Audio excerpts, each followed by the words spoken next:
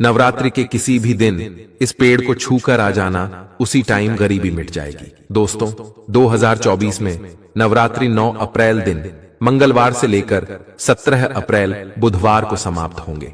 जय माता दी, माता रानी आपके घर में दौड़ी चली आएंगी। माँ के लिए एक लायक तो बनता है। दोस्तों, हमारे हिंदू धर्म में देवी के अनेक स्वरूप कहे गए हैं, जिसमें वृक्षों को भी मां देवी का स्वरूप कहा जाता है। तो आज मैं आप लोगों को पावन पावनी वृक्ष के बारे में बताऊंगा। नवरात्रि का पावन पर्व 9 अप्रैल से शुरू होने जा रहा है और इसका समापन 17 अप्रैल को होगा। नवरात्रि के पावन पर्व में कुछ ऐसे वृक्ष हैं जो कि देवी वृक्ष कहे गए हैं, जो देव वृक्ष कहे गए हैं। यह देवी के स्वरूप होते हैं और हमारे धर्म में पेड़ पौधों को देवी देवता मान करके हम इनकी पूजा करते हैं और हमें पूजा भी जरूर करनी चाहिए। साइंस भी कहता है पेड़ पौधे हमें फ्री में प्राण वायु प्रदान करते हैं और पेड़ पौधे हमें ऑक्सीजन देते हैं। हमारी जो कार्बन डाइऑक्साइड होती है उसे ग्रहण करके सभी प्रकार के जितने भी नकारात्मक चीजें होती हैं उसे अपने अंदर में स्वयं शौक लेते हैं और हमें ताजगी प्रदान करते हैं। तो पेड़ पौधे स्वयं तेज धूप में तपते हैं लेकिन मनुष्य को शीतल छाया प्रदान करते हैं। तो नवरात्रि के समय में कुछ ऐसे पेड़ पौधे हमारे धर्म शास्त्रों में कहे गए हैं जिनको छूने मात्र से व्यक्ति के बंद किस्मत के ताले खुल जाते हैं, व्यक्ति का सौभाग्य चमक जाता है। हमारे शास्त्रों में पेड़ पौधों को बहुत ही गुणकारी कहा जाता है। अनेक बीमारियों का उपचार पेड़ पौधों में ही छू है, जड़ी बूटियों में ही छुपा है। और भगवान श्री कृष्ण ने गीता में स्वयं कहा है कि वृक्षों में मैं पीपल का वृक्ष हूं। पीपल के वृक्ष को वृक्षों का राजा कहा जाता है, क्योंकि पीपल वृक्ष की जो आयु होती है सबसे ज्यादा होती है, सबसे अत्यधिक होती है। इसलिए भगवान श्री कृष्ण ने गीता में स्वयं कहा है कि मैं वृक्षों में पीपल का वृक्ष हूं। तो चलिए आज मैं आप लोगों को नवरात्रि के समय में छुए जाने वाले वृक्षों के बारे में बताऊंगा। हमारे धर्मशास्त्रों में अनेक ऐसे वृक्ष हैं जो कल्याणकारी होते हैं, मंगलकारी होते हैं। अगर इन वृक्ष को नवरात्रि में आप छू लेते हैं तो आपके सभी प्रकार की जो परेशानी है, सभी प्रकार के कष्ट हैं, सब समाप्त हो जाते हैं। खास करके नवरात्रि के समय में को शक्ति का पर्व कहा जाता है, जो मनुष्य को शक्ति प्रदान करता है, सिद्धि की प्राप्ति होती है। शक्ति पर्व क्यों कहा जाता है? क्योंकि इस समय अचेत जो वस्तु होती है वह भी चेतना युक्त हो जाती है। अर्थात इस समय जो हमारे धरती लोक में आ जाती है, नव दुर्गा को क्या बोल सकते हैं? हम शक्ति बोल सकते हैं। तो माता रानी इस धरा पर आती है, इस पृथ्वी लोक पर आती है, तो जितने भी पेड़ पौधे हैं, जीव जंतु हैं, चल अचल सभी प्रकार की जो वस्तु है, इन सब में प्राण आ जाते हैं, इन सब में शक्ति निहित हो जाती है, जागृत हो जाती है। तो इस समय कोई भी पेड़ पौधे को जाकर के छूते हैं, खास करके देवी स्वरूप कहे गए जो पेड़ पौधे होते हैं, अगर आप जाकर के इसे छू करके आते हैं तो आपके जीवन की परेशानी है, दुख है, तकलीफ है, कष्ट है, रोग है, परेशानी है, कला है, क्लेश है, जीवन में चल रही बहुत बड़ी समस्या है, सब समस्या समाप्त हो जाती है। आज मैं आप लोगों को 3 पौधों के बारे में बताऊंगा और ये तीनों पौधे देव वृक्ष कहे जाते हैं। वीडियो को ध्यान से देखना। अगर आज का वीडियो मिस कर दिया तो फिर सारी जिंदगी आपको पछताना पड़ेगा, क्योंकि अधूरा ज्ञान हमेशा अधूरा ही फल देगा। अधूरा ज्ञान खतरनाक साबित होता है, क्योंकि नवरात्रि एक ऐसा पर्व होता है, एक ऐसा समय होता है, केवल 9 दोनों के भीतर में आपको लंबी पूजा पाठ करने की जरूरत नहीं पड़ती। केवल 9 दोनों के भीतर में ही आप अपनी समस्या को, आप अपनी गरीबी को स्वयं अपनी आंखों से समाप्त होते हुए देख सकते हैं। मैं जिन वृक्षों के बारे में बता रहा हूं, ये सारे वृक्ष आपको अपने घरों के आसपास में बहुत ही आसानी से मिल जाएंगे। वीडियो में आगे बढ़ने से पहले, जानकारी बताने से पहले, अभी तक कमेंट बॉक्स में जय माता दी लिखा है तो जय माता दी जरूर लिखना। जब आप हमारे कमेंट बॉक्स में जय माता दी लिखते हैं तो हमें भी काफी हर्ष होता है, काफी उल्लास होता है। आप हमारी वीडियो को लाइक करते हैं तो हमारा मनोबल बढ़ता है।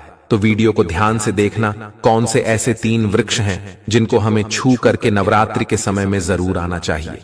एक खास बात सभी दर्शकों को बताना चाहूंगा, नवरात्रि के समय में जितना ज्यादा हो सके देव वृक्ष की पूजा जरूर करना। देव वृक्ष में कई प्रकार के वृक्ष आते हैं।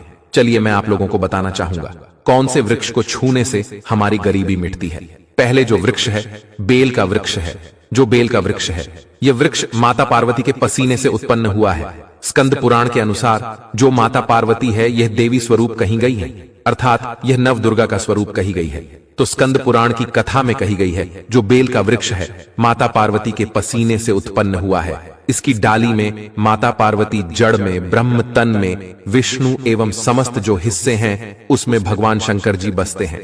संधिकाल में शिव मंदिर के समीप या नव दुर्गा मंदिर के समीप जो बेल का वृक्ष है, इसके नीचे में घी का दीपक जलाने से व्यक्ति धनवान, गुणवान और पराक्रमी बनता है। व्यक्ति के सभी प्रकार के मनोरथ की पूर्ति होती है।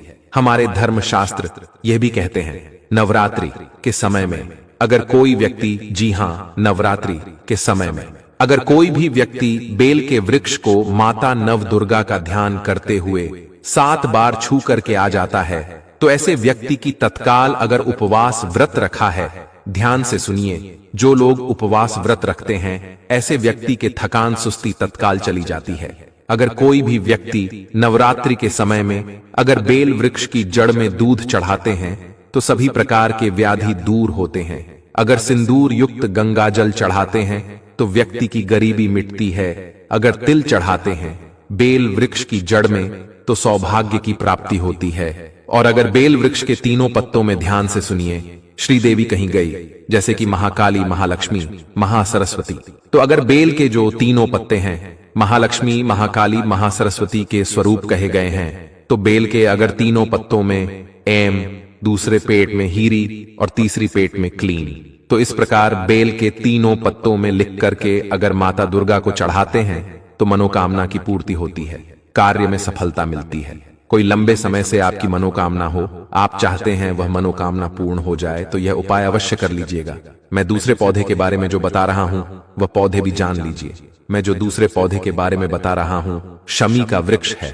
शमी का वृक्ष स्वयं जगदम्बा का स्वरूप कहा गया है। जो शमी का वृक्ष है यह स्वयं जगदम्बा का स्वरूप है। इस पर स्वयं मां जगदम्बा स्वयं साक्षात विराजमान रहती है। और कोई भी व्यक्ति अगर संध्या काल में, नवरात्रि के समय में इसके नीचे धूप दीप जलाता है, धुआं दिखाता है, तो उनके सभी प्रकार की परेशानी दूर होती है। धर्मशास्त्र कहते हैं अगर कोई भी व्यक्ति नवरात्रि के पूरे समय में अगर हो सके तो अगर आप एक दिन भी करना चाहते हैं तो यह उपाय एक दिन भी कर सकते हैं, पंचमी या सप्तमी के दिन कर सकते हैं। तो हमारे धर्मशास्त्र में कहा गया है कि नवरात्रि के समय में लाल चूड़ी अगर कोई भी व्यक्ति मनोकामना बोलते हुए शमी के वृक्ष में बांधे तो उस समय मनोकामना की पूर्ति होती है। लाल चूड़ी अगर कोई भी महिला जाकर के बांधती है तो उन्हें सौभाग्य की प्राप्ति होती है। उनके पति के कभी भी अकाल मृत्यु नहीं होती। इसकी जड़ में सिंदूर डालने से व्यक्ति को आरोग्य की प्राप्ति होती है। जो लोग लंबे समय से बीमार पड़े हैं, ऐसे व्यक्ति के जो घर में रहने वाले सदस्य हैं, वह लोग जो बीमार पड़े हैं, उनके शरीर से 7 बार सिंदूर का उतारा करके, उनके शरीर से 7 बार सिंदूर का उतारा करके शमी के जड़ में डाल सकते हैं, तो उनके रोग जल्दी ठीक हो जाएंगे। जो लोग लंबे समय से बीमार पड़े हैं या फिर आप बीमारी से बचना चाहते हैं, निरोग रहना चाहते हैं, तो इसकी जड़ में सिंदूर जरूर डालें। तो दोस्तों, अगर आपने अभी तक हमारे चैनल को सब्सक्राइब नहीं किया है तो कृपया सब्सक्राइब करें और बेल आइकन पर क्लिक करें ताकि आपको हमारे चैनल पर अपलोड होने वाली वीडियो का अपडेट मिलती रहे।